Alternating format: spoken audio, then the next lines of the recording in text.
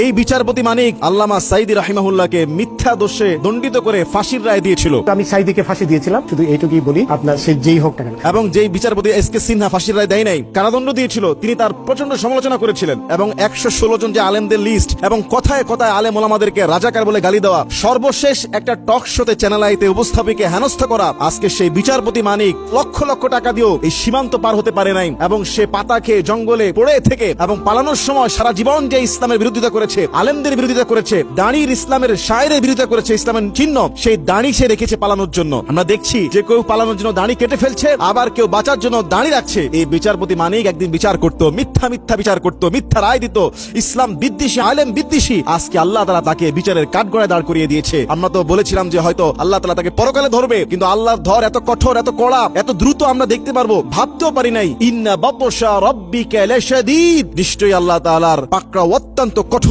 আলেম ওলামাদেরকে যখন এরা গ্রেফতার করত, বিভিন্ন ভাবে এরা হেনস্থা করত, আলেমদেরকে যখন আদালত প্রাঙ্গণে নিয়ে যাওয়া হতো, তখন মানুষ আলেমদের সঙ্গে মুসাফা করত। আর এই সমস্ত চোর বদমাশ এরা যখন হাইকোর্টের দিকে যায়, এদেরকে যখন আদালতে উঠানো হয়, মানুষ ডিম মেরে, জুতা মেরে এদেরকে বরণ করে নিচ্ছে। আজকে দেখেন আল্লামা সাইদি রাহিমাহুল্লাহকে সে মিথ্যা মামলা দিয়েছে, হত্যা, লুণ্ঠন, আগুন পোড়া, ঘর বাড়ি পুড়িয়ে দেওয়া, বিভিন্ন রকমের কথা বলেছিল। কিন্তু আল্লামা সাইদি রাহিমাহুল্লাহ সেদিন কাঠগড়ায় বলেছিলেন যে এই বিচারে শেষ বিচার নয়, পরকালও একটা বিচার আছে। আল্লাহ সুবহানাহু ওয়া তাআলা সেই পরকালের বিচার দুনিয়া থেকে শুরু করে দিয়েছে। এই বিচারপতি মানিককে পদে পদে হেনস্থা করছে। আজকে তার লক্ষ লক্ষ টাকা থাকার পরেও, তার বিদেশি পাসপোর্ট থাকার পরেও, তার এত ক্ষমতা, এত দাম্ভিকতা, আজকে জনগণ জুতা দিয়ে, ডিম দিয়ে তাকে বরণ করে নিচ্ছে। দেখুন, এটাই আল্লাহর ফয়সালা। আল্লাহ সুবহানাহু ওয়া তাআলা বলেছেন, ওয়া তুইজ্জু মান তাশা, যাকে ইচ্ছা আল্লাহ তাআলা ইজ্জত দান করেন, ওয়া তুযিল্লু মান তাশা, যাকে ইচ্ছা আল্লাহ তাআলা বেইজ্জতি করেন। বিয়াদিকাল খায়র, কল্যাণের উভয় হাত আল্লাহর কাছে রয়েছে।